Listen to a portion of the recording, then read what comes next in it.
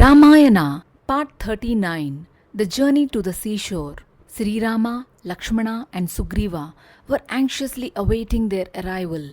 The monkeys, who had gone in other directions, had already returned disappointed. Sugriva was on tenterhooks, wondering why Jambavanta, Hanumanta, and other monkeys of that group had not returned. As soon as they did return, they were surrounded by all the Vanaras. Hanumanta prostrated to Sri Rama, Lakshmana, and Sugriva and said, "My lord, Sita Devi is safe." They were all overjoyed. They said to themselves, "Oh, Hanumanta has seen Sita Devi and returned." Sri Rama said, "Hanumanta, you have brought the most gratifying news. Tell us all about what happened." Hanumanta narrated all that had happened from the time he left Kishkinda and gave Sri Rama Sita's Chudamani. The ring powerfully reminded Sri Rama of Sita, and tears dropped from his eyes. Hanumanta went on, "I have assured Sita Devi that within a month she would hear in Lanka the roar of the Vanaras and the twang of Sri Rama's bow. I have assured her that she will see the Rakshasas perishing like moths in a fire, and that Lord Sri Ramachandra would liberate her and take her with him." The story of Hanumanta's feats made Sri Rama rejoice.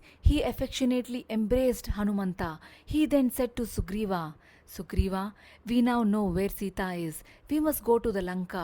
We must kill Ravana and recover Sita. I need your help." Sugriva replied, "Sri Rama, not only I and this my army, but my entire kingdom will be at your command. Tell us what we are to do." He continued, "I have an army of monkeys numbering lakhs and lakhs. Let us surround Lanka. Let us cut off Ravana's heads and rescue Sita Devi." Sugriva's enthusiasm pleased Sri Rama. He said, "We shall act as you have said, but before we attack the enemy, we must know several things like how big his army is and how well protected his fort is. This is very important in waging a war. Hanumanta probably knows something about Ravana's forces and his fort. Let us find out from him." He then turned to Hanumanta. Hanumanta replied, "Sri Rama, Lanka is prosperous in every way. It is full of excited elephants, horses, chariots, and Rakshasa warriors. The doors of the main entrance of Lanka have powerful iron bars and are strong and secure. Lanka has 4 such entrances, and at these entrances have been placed huge automatic machines which rain stones and arrows on the enemies. There is a spacious and secure fort all round Lanka. There are fearful trenches around the fort. A flood of chilly water flows always in these trenches. There are ruthless crocodiles in this water. There are several temporary bridges in order to provide means of contact with the outside world. Should a hostile army attack, these bridges are removed with the help of powerful machines. Thus, enemy forces are prevented from entering Lanka. Lanka is situated on the Trikut peak, and therefore it is impossible to attack it without being seen by the Lanka soldiers. A dangerous forest surrounds Lanka. Thus, it is a fort surrounded by water, a fort resting on a peak, a fort surrounded by a forest, and a fort built of stone. It is thus a 4-fold fort. There is no approach by water. Therefore, Lanka is totally impregnable. 10,000 guards protect the eastern entrance. They are mighty warriors, and swords and lances are their weapons. 1 lakh warriors, supported by the 4-winged army, guard the southern entrance. At the western entrance are stationed 10 lakh soldiers. They are equipped with swords and shields. A force numbering 1 crore protects the northern entrance. It is supported by the 4-winged army too. There are mighty generals like Prahasta and Indrajitu to fight for Ravana." Sugriva said, "Hanumanta, you have described the might of Ravana's army, but you cannot have returned without performing some exploit. Tell us about it and delight us." Hanumanta modestly bent down his head and said, "My lord, I have destroyed the temporary bridges across the trenches and thrown them into the trenches themselves. So, Lanka is deprived of its waterway. I have demolished the walls of the fort, and so Lanka has lost its built fort. I have set fire to Lanka and scared the inhabitants. I have destroyed a big part of the force at the northern entrance. I have shut up the secret passages of the fort. So, all we have to do is to somehow cross the sea. Once that is done, take it that our Vanara heroes have wiped out Lanka.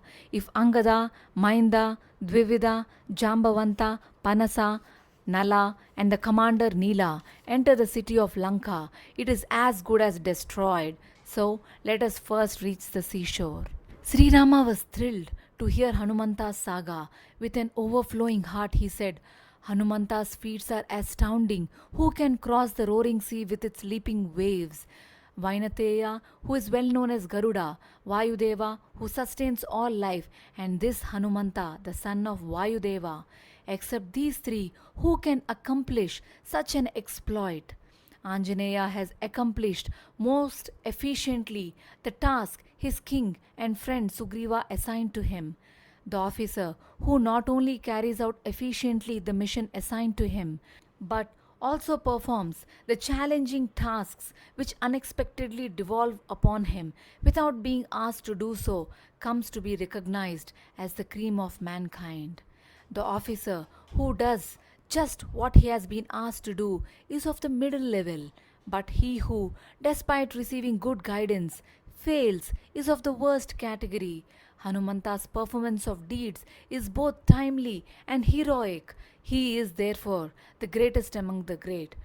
But how unfortunate! I have nothing to give to so great a person. Well, embracing him is all the reward I can now present. He then embraced Hanumanta. Sri Ramachandra then said, Sugriva, let us delay no longer. Muster your forces. Let us swiftly journey towards the sea. Sugriva collected his forces of Vanaras. The vast army of monkeys assembled. Crores of monkeys came together, so that wherever one looked, one saw only the heads of monkeys. The monkey army looked like an ocean. In their jest, they jumped about. We shall cross the sea and make mincemeat of the Rakshasas. Like Hanumanta, we shall also burn Lanka. So they shouted exultantly. Sugriva introduced the foremost leaders of his army to Sri Rama. This is Jambavanta, the son of Gadgada, exceptionally valiant. He is the king of bears. This is Sushena, my uncle, that is my mother's brother. He is the son of Varuna. The Vanara there is Dadimukha, the son of Chandra, the moon god. These three, Sumukha, Durmukha, and Vegadarshi, are the sons of Brahma. Prince Angada is the son of Vali. Mainda and Dvivida are the sons of Ashwini gods. Gaja, Gavaksha, Gavaya, Sharabha, Gandhamadana, these are the sons of Yama himself. Also, the sons of god Surya, called Jyotimukhas and Sududdhara, the son of Vasu, are in this army. Sri Rama, this Vanara who is facing Lanka and roaring, is the commander-in-chief of all my forces, Nila. The Vanara standing over there with a banner is Nala, the son of Vishwakarma. He is the king of the Vanaras residing in Chandana. The Vanara radiant in white is the other commander, Shweta. This general, Kumuda, is the ruler of the kingdom on the banks of the Gomati. This general, Rambha, travels around in the Krishnagiri, Sahya, and Sudarshana ranges. Another general, Sharabha, commands Vanaras known as the Viharas. This valiant general, Panasa, is the king of the Vanaras in the Pariyatra regions. Look, here is another son of Gadgada. He is Dhumra.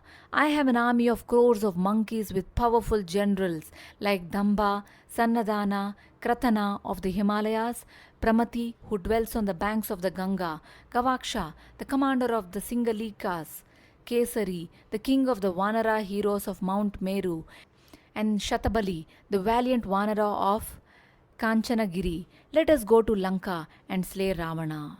Sri Rama was greatly pleased with the mighty army of Sugriva. He asked Sugriva to put it on the march. The vast army moved like an ocean, overflowing its banks. At Sugriva's request, Sri Rama sat on the shoulders of Hanumanta and Lakshmana sat on the shoulders of Angada. Bursting with enthusiasm to fight, the great army moved towards Lanka. On the way, the army crossed dense forests, rivers, pools, and ponds. The Vanara army proceeded, killing wild animals and breaking the trees which obstructed their way, and flinging rocks this way and that, making a tumultuous progress. In the course of their journey, they reached Mahendragiri. They stood on the peak and looked round. They saw the vast sea. They came to the sea. The sea, full of fish and whales, was in a tumult. The waves dashed against the rocks on the shore. They saw the blue sky above and the blue sea beneath. As far as the eye could see, it was all the sea, and blue. The sight of the sea troubled Sri Rama. He grew dejected, wondering if they could cross the vast sheet of water stretching before them. He said to Sugriva, "Let us halt our forces here. This mass of water is boundless and is dangerous. We have to think of a plan. Let the army camp here tonight. We shall ponder over how we can cross the ocean." So that night they camped there. The roar of the sea grew louder as the night advanced. It began to roar with triumphant insolence. The sea turned turbulent as the winds lashed it. The noise of the waves dashing against the rocks was deafening. Terrifying creatures like whales and serpents were swimming in the sea. There was a certain beauty even in this terror. The moon's light rested on the sea foam, and the sea looked like the Ksheerasagara, the milky ocean. Watching the arrogance of the sea, Sri Rama said, "Did you watch the sea, Lakshmana? Can we reach Lanka?" Lakshmana replied, "Brother, how surprising! You are apprehensive. You are the mighty hero who slew Tataki, Subahu, Kabanda, Khara, and Dushana, all Rakshasas. You have rushed forward undaunted in the most unnerving situations. That becomes heroes like you. It does not become you to entertain any other kind of thoughts. Be not worried. Let us consider how we can cross the sea."